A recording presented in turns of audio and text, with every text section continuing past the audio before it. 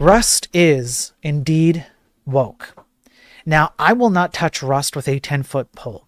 And the reason why I won't touch Rust is because of exactly this. Rust is an ideological movement that borrows from leftist ideology almost in full. You have the overthrowing of current hierarchies, which is a power play. You have sellouts who pearl clutch and virtue signal until there's money to be had, and then they sell out their principles.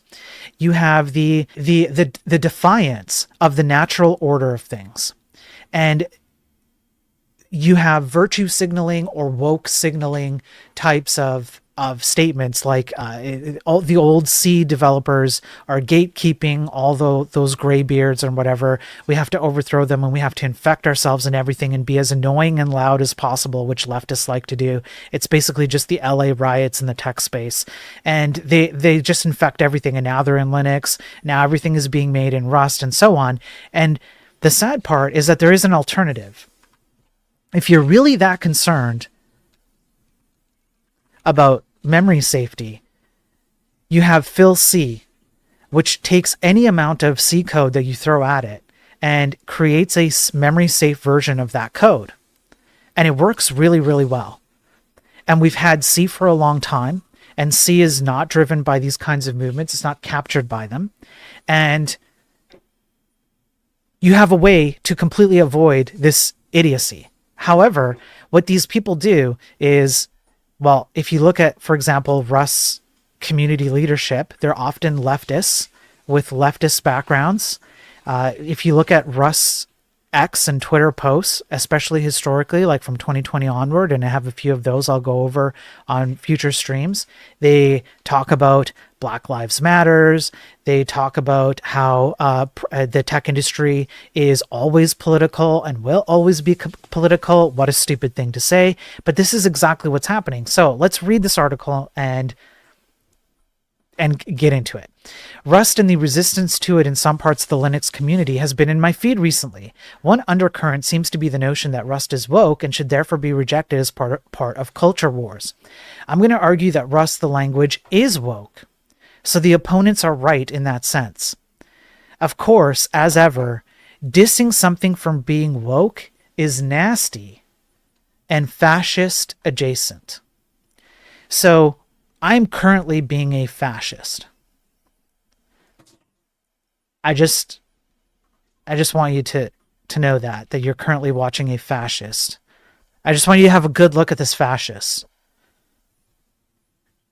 I'm a fascist. The obvious way that Rust may seem woke is that it has the trappings and many of the attitudes and outcomes of a modern, nice, floss community. Rust certainly does better than toxic environments like the Linux kernel or Debian. Already there's a projection here of let's project our own, view of things or what we're doing, and we're going to project it onto the existing structures out there so that we can attack them and tear them down. This is reflected in a higher proportion of contributors from various kinds of minoritized groups. But Rust is not outstanding in this respect. It certainly has its problems. Many other projects do as well or better, and this is well-trodden ground. I have something more interesting to say. Technological values, particularly compared to C, C++. Rust is woke technology that embodies a woke understanding of what it means to be a programming language. Ostensible values.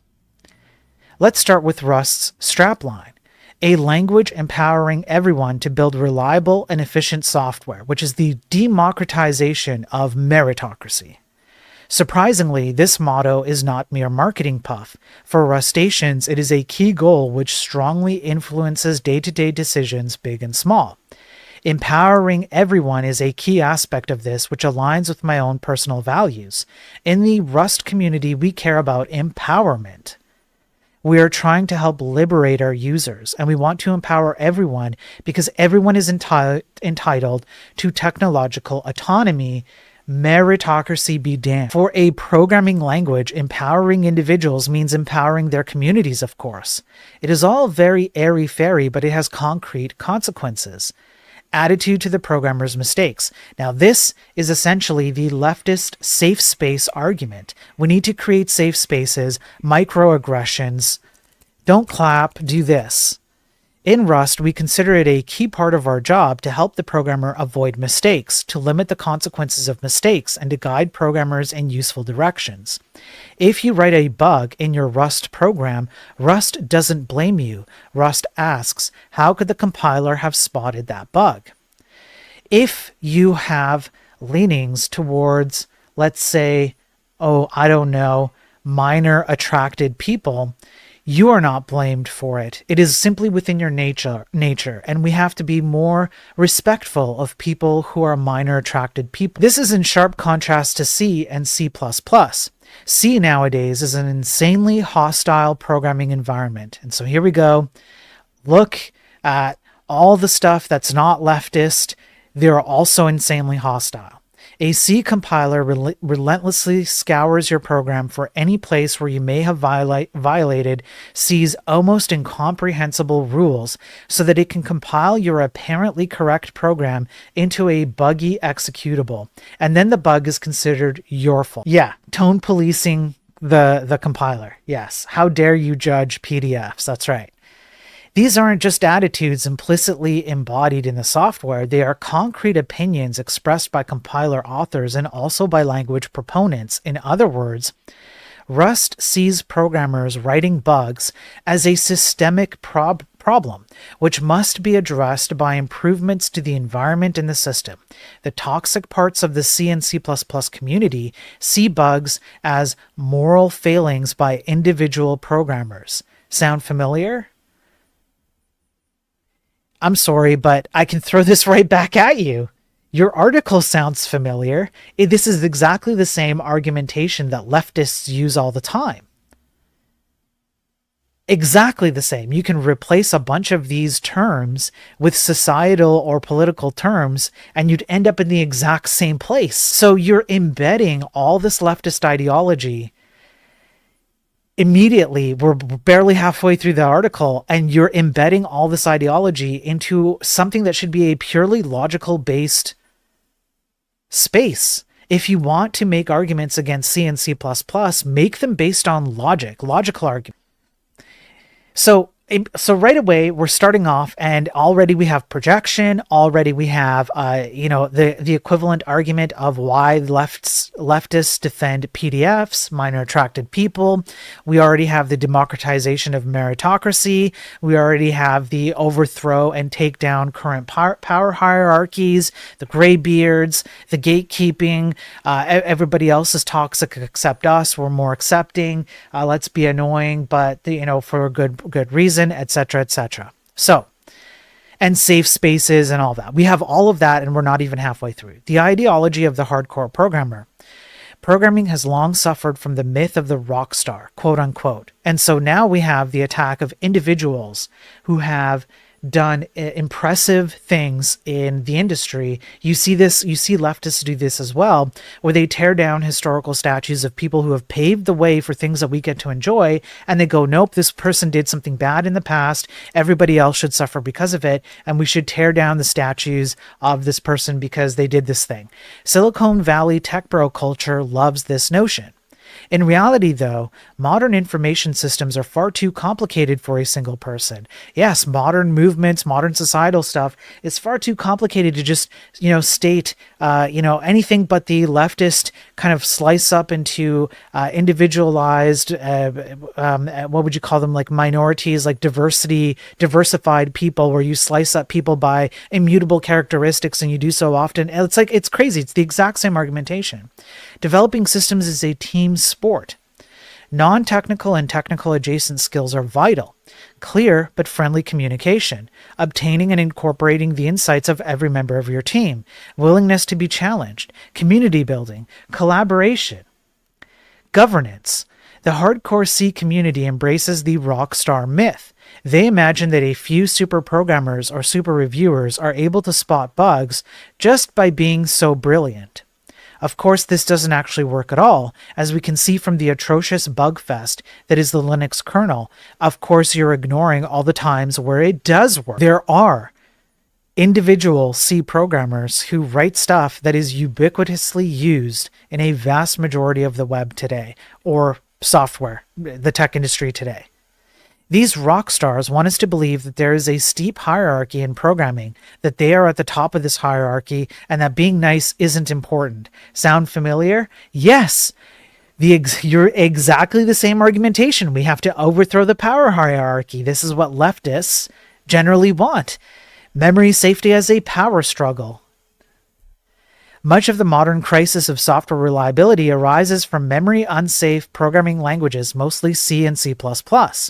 Addressing this is a big job requiring many changes. This threatens powerful interests, notably corporations who want to keep shipping junk. See also conniptions over the EU Product Liability Directive. The harms of this serious problem mostly fall on society at large, but the convenience of carrying on as before benefits existing powerful interests. Sound familiar? Yeah? Yeah? What is the left in this case? So memory safety via Rust as a power struggle. Addressing this problem via Rust is a direct threat to the power of established C programmers such as gatekeepers in the Linux kernel. Supplanting C means they will have to learn new things and jostle for status against better Rustaceans or be replaced. More broadly, Rust shows that it is practical to write fast, reliable software, and that this does not need mythical rock stars. So established C programmer experts are existing vested interests whose power is undermined by this approach to tackling this serious problem.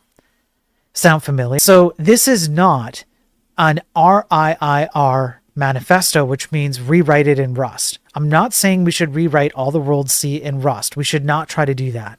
Rust is often a good choice for new code or when a rewrite or substantial overhaul is needed anyway, but we're going to need other techniques to deal with all of our existing C. And then they talk about converting C, automated systems that convert C to raw. But as for Linux, it is a scandal that substantial new drivers and subsystems are still being written in C. We could have been using Rust for new code throughout Linux years ago and avoided very many bugs. Those bugs are doing real harm. This is not okay. I first learned C from KNR in 1989. I spent the first 3 decades of my life as a working programmer writing lots and lots of C. I've written C++ too. I used to consider myself an expert C programmer, but nowadays my C is a bit rusty and out of date because I found Rust and immediately liked it. I find that my software in Rust actually works and doesn't do harm on the meaning of woke. The original meaning of woke is something much more specific, to do with racism. For the avoidance of doubt, I don't think Rust is particularly anti-racist. I'm using woke like Rust's opponents are in the much broader and now much more prevalent culture war sense. If you're a senior developer who knows only C, C++, doesn't want their authority challenged, and doesn't want to have to learn how to write better software, you should hate Rust. Also, you should be fine. Now, let me see if I can find this. Here we go. The community leadership, behind Rust has a history going back years of people who have leftist ideology or this woke ideology. And they use Rust as a mechanism by which to beat other people over the head with and make them conform to their way of programming. And I'm not kidding when I say this. This is the surface level scratching of this kind of ideology. If you think this is bad, I have some stuff that's going to blow your mind. But I'll end with this scientific study, which absolutely, in my opinion, leans very much it's very much on the nose with regards to leftist ideology on things like transgenderism. I do not think that you can be more on the nose about your leftist ideology than this. A scientific paper called Safe Trans, which uses an AI system to transgender from C to Rust. These people are not using Rust for the purposes that they claim, much like leftists in this day and age. And again, I want to be clear. I point to leftists because they are the primary people who typically have this kind of thinking. But I have called out people on the right, let's say, again, general terms, okay? I'm not being very specific. I'm being purposefully ambiguous because it's out of my ability to properly scope the terms. So I hope that you will forgive me by using ambiguous terms. But people with these kinds of ideologies seem to be the most prominent people, the most loud. They are making the most, let's say, waves in society right now, although other people who are opposed to them also make waves, and I also call them out when they try and bring their ideology into programming as well. This kind of crap has no place. It has no place in code. Code does not care about your ideology. Code cares about the efficiency, speed, and security of its execution. It cares about the imperative order and the logical premises that you built your code on. And the reason why is because the natural state of code, just as the natural state of humans is it's nature, and the way that humans have lived for thousands, tens of thousands of years, however long you want to put that time frame, hardware is the natural state of code. And that's it. That's where it starts and that's where it stops. And this kind of crap has no place in this world. If you are going to bring your ideology and start making programming bend to your ideology, then you've got it all wrong. You've tackled the problem all wrong. You've tackled the problem with a bad premise.